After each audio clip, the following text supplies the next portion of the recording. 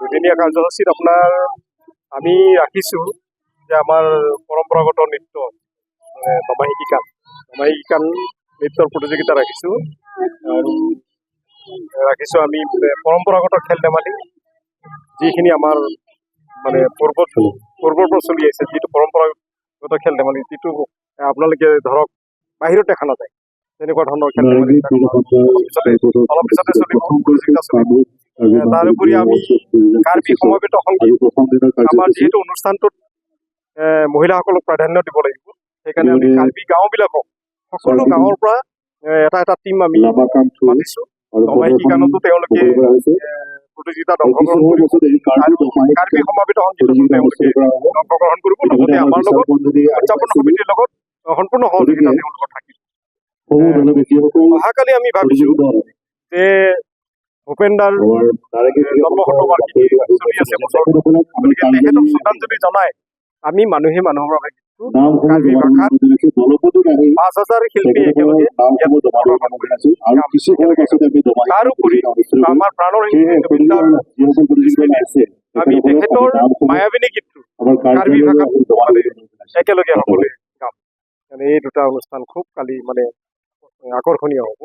তাৰোপৰি আমাৰ কাৰ্বি সমাজৰ জনপ্ৰিয় কণ্ঠশিল্পীসকলক আমি এখন তালিকা কৰিছোঁ, প্ৰায় ৬০জনৰো অধিক হৈছে।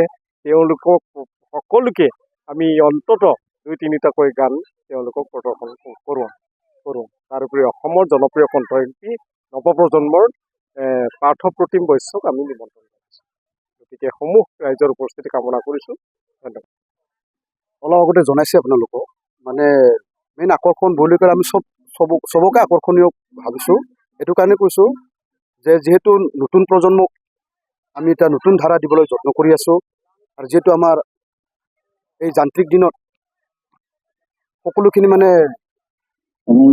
হেৰাই যাব খোজা গান মাত নৃত্য সেইবিলাক আমি প্ৰদৰ্শন কৰিবলৈ যত্ন কৰি আছোঁ।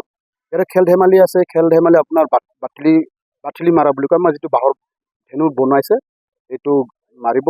তাৰপিছত আমি টকান কাপাংজাৰ বুলি আছে এটা ইয়াত গাঠি দলিওৱা আছে।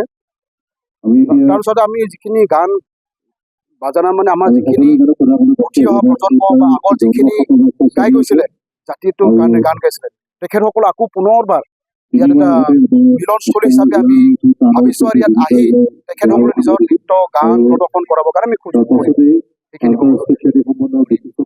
মই আজি গৌৰৱ মানিছোঁ নিজকে এই কাৰ্বি ফেষ্টিভেল মই আজি আহিছোঁ আৰু খুব এটা ধুনীয়া সুন্দৰ এটা প্ৰদৰ্শন আমাৰ গুৱাহাটীত হৈ আছে। আজি দিৱসীয়া হৈ আছে আৰু আমাৰ গোটেই আমাৰ যিমান কাৰ্বি গোষ্ঠীৰ মানুহ আমাৰ গুৱাহাটীত যি বাস কৰে আৰু ইভেন মৰিগাঁৱৰ পৰা মানুহ বহুতখিনি আহিব। আমাৰ গড়চুক পামৈ কাটাবাৰী ঢেনপাৰা চন্দ্ৰপুৰ পাণবাৰী সকলোকে নিমন্ত্ৰণ দিয়া হৈছে আৰু ইয়াত চাব পাৰে আপুনি বহুত প্ৰদৰ্শনী দোকানবিলাক ইয়াত লগাইছে য'ত মানে কাৰ্বিৰ জনজাতীয় কাপোৰ পোচাক আৰু কি আমাৰ সিহঁতৰ জাতিৰ খাদ্যবিলাক চব দিয়া আছে। আৰু মই চবকে আহ্বান কৰিছোঁ মানুহবিলাক পাব্লিক ৰাইজে আহক, আহি পেলাই এটা সুন্দৰ প্ৰদৰ্শন চাওক। সিহঁতৰ আজি নাচ গান উৎসৱটো আমি চব মিলি পেলাই আমি আনন্দিত হ'ব লাগে, চামিল হ'ব লাগে।